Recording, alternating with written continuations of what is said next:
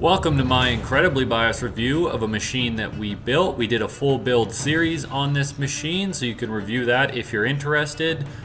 We have used it for 2,000 hours pumping out products here in the shop. So I just want to go over the design, how it worked overall, and things we're going to change in the future. You may find this helpful if you're just interested in this specific machine, or you're looking at building something similar and you want to learn from somebody else's mistakes before you embark on the design process.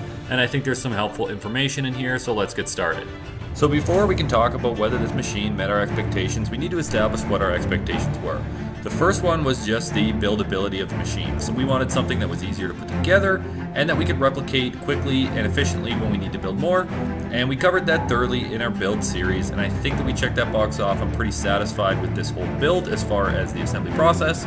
So the next thing came down to the actual application of the machine. So that was usability, whether it's meeting our machining requirements, and functionality of the machine. We were looking for something that was easy to use, easy to fixture, and versatile so guys could learn to use it quickly and efficiently. We do a lot of high speed, high resolution milling, so we needed something that could operate at very high speeds with relative stability so that we can keep up and maximize our profits on the parts we produce.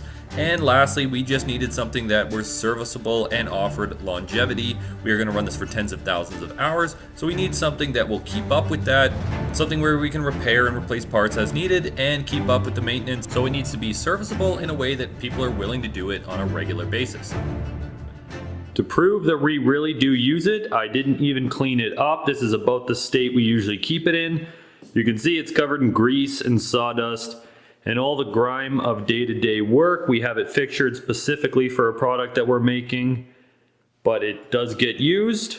So I'll start with some of the bad things. First bad thing, right from day one, this spindle has been absolute trash. It had a ton of run out right out of the box. It was noisy, it gets hot, it's only got worse since. It still works and cuts at a level that works for us. So we're just gonna run it until it catastrophically fails, but it is getting worse. It's worth noting that there are a lot of options when it comes to spindles, and depending on what you pick, I think the most important thing is check it right out of the box and make sure it spins freely and doesn't have a ton of run out. I suspect there's a substantial quality control issue when it comes to these things. So just do your due diligence and check before you do the installation and put it to work. We had a component failure in the Z-axis, or the floating bearing on the bottom end of the drive screw in here eventually failed. It got packed up with dirt and debris just because it was sitting in a way that it could collect all that stuff, and it dried out the bearing and it eventually failed. It was a bit of a bear to get to, which it may or may not be a design issue. I don't really know how I can make that more accessible, but I would sure like to. What else bad can I say about it? Maintenance is a bit of an issue. We do have to manually grease all the components. We might go overboard, but we do try and grease it fairly regularly. And there's about 16 grease points on this guy, I guess. Some of them are easy to get to. These guys up here, they got Zerk fittings right on the end of the bearings. We can pop those on, grease them pretty easy. Not a problem. These ones down here are a little bit harder to get to. And we have to move the gantry to physically access both of them, but you can get to them from the top. And then there are the screws underneath. You have to climb underneath the machine to get to those. So that's not ideal.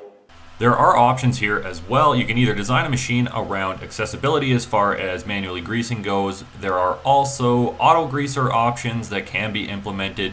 They are a bit of a pain to set up and install, but it's a one and done kind of operation and worth looking into if you're expecting high service life from your machine.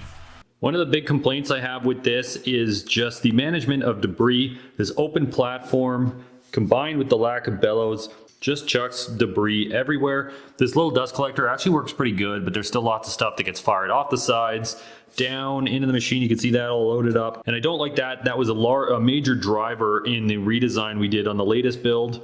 But I would like to modify this design to better handle debris, just so we're not chucking it around the shop. It ends up in the back corners and everything, and it's a bit annoying.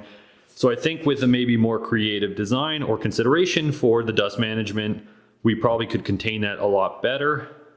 These open platform designs are a bit of a double-edged sword when it comes to this. They are very nice to use and install material. Access is great, but they have a dark side of throwing material everywhere. Depending on your shop and level of OCD, you may or may not be bothered by this.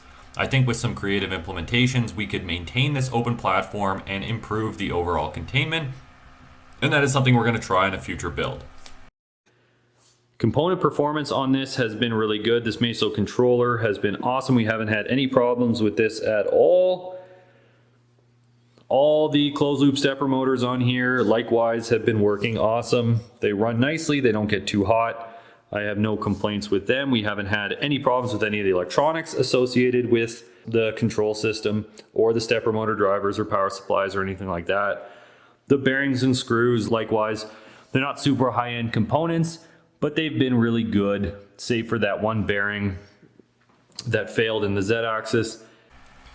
These are not expensive parts that we've used. We do like the Highwind style rail systems, but I've found so long as everything is installed and aligned correctly, you will see good performance out of these parts. Right out of the box, they had excellent tolerances and they moved fairly nicely. I have noticed that it is worth checking over the parts as soon as you get them. We have had rail systems and screws show up with slight bends in them, in which case they are just a non-starter. But as long as you check and everything looks good and straight right off the cusp, you should not have a problem. Some of the good things about this machine are the open platform design is really awesome. The guys prefer this machine to some of our other machines because it's just so easy to throw material on there, work around it. That I really, really like. The interchangeability of the tops and the fixturing, we got a vise on there now, works super well. And if we have to just throw some sheet products on there, super easy. If we're throwing our blocks on here, we have the vise. So that component of it, I really like. There's also lots of room left on the machine for a tool changer that may end up on this guy one day. You're definitely going to save yourself a lot of time if you thoroughly consider everything that you want to be able to cut on your machine. Fixturing can be quite a complicated process, and some of these systems would be difficult to retrofit, so it is worth thinking about everything you want to be able to cut and implement design strategies accordingly and save yourself a headache and increase the usability of the machine during the lifetime. I like the design of the machine a lot. The controller is super accessible. I like the way the whole thing looks. I certainly like the overall performance.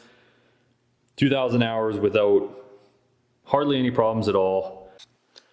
Size-wise, it's a really nice size. It might not work for everybody, but that 2 foot by 2 foot platform, I find does 80% of what we need to do. We do have bigger machines and even smaller machines, but this one is a really happy medium. It does not take up a lot of space. We had this handy little corner that it fits into really nicely, and it serves a lot of our operation for such a seemingly restrictive platform size.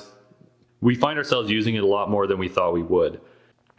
Even though we don't move it around too much, the wheeled stand, also super handy. A couple times we have had to just push it out of this corner.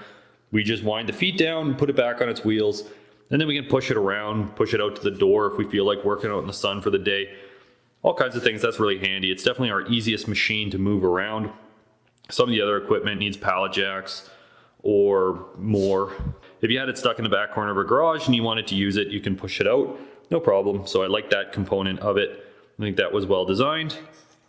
It's worth noting that the only reason this can really be moved around is that the control system is fully integrated and mounted to the machine. We don't have cables running back to a computer tower or a PC mounted on a bench somewhere. So that is what enables the portability, and if it's something you want to be able to use as well and be able to wheel around, you're going to need to look at integrating that control system and mounting everything to the machine itself. This dust collection system works really well. We actually use it all the time, and it just snaps into place. It's held in with magnets. We have this little bent washer that we use to hold it in place, and then that just pops off. We can get to our tool, and then we just pop it back up, and it holds it in place. It does a pretty good job of sending all the debris up through our dust collection system. We run this machine at very high speeds. I initially designed it specifically with the intention of running it very fast. I think I could revisit the design on where the center of gravity on this gantry is, or maybe the size of its footprint, because the high acceleration rates I'd like to see out of it are maybe more than it can handle. It does it really well. I don't have any complaints, particularly in that area, but I do recognize that some of the rapid accelerations, especially going back to forth, it is a lot of weight that it's throwing around, and I could probably lower that center of mass, maybe beef up the bearings down here and improve the overall performance. You can kind of tell when you're throwing it around at really high acceleration rates that it the whole machine is moving. I don't know that the gantry is necessarily wobbling, but it really shakes its own feet. So establishing exactly what you're going to use your machine for early on is a critical part of the design stage. Whether you're going to build for rigidity or speed or accuracy needs to be established early on, and achieving a high magnitude in all three metrics can be very difficult to do. It is much easier to lean in a certain direction based on your application and pursue that primarily. Either way, establishing the kinematics of your machine is going to be critical, because modifying your machine for underperformance in any one of these categories after the fact is going to be very difficult to do well. It is much easier to establish it early on. One thing I cannot recommend enough is to implement the machine protections that will come as a result of a VFD powered spindle and closed loop stepper driver system. I highly recommend using closed loop stepper drivers because they will provide positional feedback to the drive system to make sure that you are achieving the commanded moves, and if there's a problem they'll let you know. And this is key, you can wire that signal back to your controller if there's an issue at all with any of those motors and they are not being able to achieve the commanded position. They will let the controller know. There's a lot of things that can cause this, whether it's a crash or an issue in your wiring or a problem with the motor themselves. It is nice to be able to implement that. It will protect your machine. It has saved us countless times. When we crash it, it just shuts the whole thing down, so long as those motors can't move, especially if you're using a gantry style drive system and you have two motors working in tandem. This is a great way to protect from racking that gantry and doing a whole bunch of damage. Likewise with the VFD power spindle, VFDs will have an overload output, so when the spindle enters a stall condition, it will indicate back to the controller that there is a problem and it will shut the whole thing down. If you integrate it, it will save you countless headaches. It is probably the reason why we have 2,000 problem-free hours on this machine. It also allows us to step away from the machine and be confident that we are not going to have a catastrophic failure. It's sort of a self-protection, and it's definitely worth considering ahead of time, especially if you're a novice user. This feature will pay for itself in no time at all. So there you go. There is my review of our machine. I hope you got some useful takeaways from this and you can learn some lessons at our expense and hopefully build a better machine on your end. We will continue to update you on this machine, any machine we build, and bring you along for the ride on our future builds. So as always, thanks for watching.